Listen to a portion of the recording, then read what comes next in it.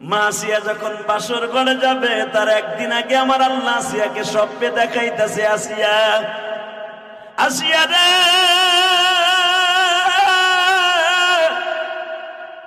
আমি আল্লাহ তোরে একদিকে অসুখী রাখবো, কিন্তু দুই দিকে আমি আল্লাহ তোরে সুখী রাখবো। আসিয়া বলে, আল্লাহ কোন কোন দিকে তুমি আমার সুখী রাখবা?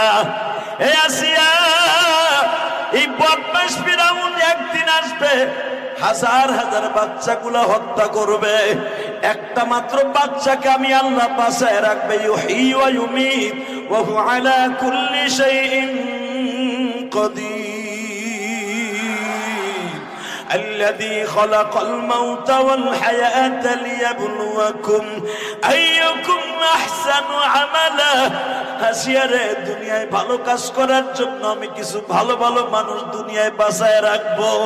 ও আসিয়া, এই ভালো মানুষের মধ্যে আমি মুসা নামে একটা বালক পাঠাবো, এই মুসারে দিয়ে বেঈমানকে খতম করবা।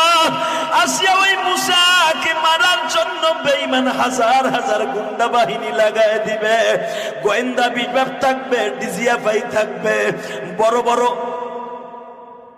গোয়েন্দা বিভাগ যা আছে প্রত্যেকটা মহল্লায় মহল্লায় থাকবে।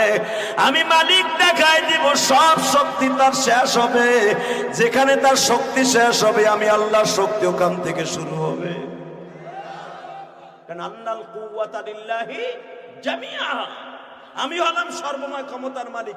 ও যে কইছে আনা রাব্বুকুমুল আলা, আমি সবচেয়ে বড় আল্লাহ, বড় খোদা, তাহলে তো আমার চাইতেও বড়। কিন্তু ও বড় না, আমি বড়, এটা প্রমাণ করবে আসিয়া তোর দ্বারা।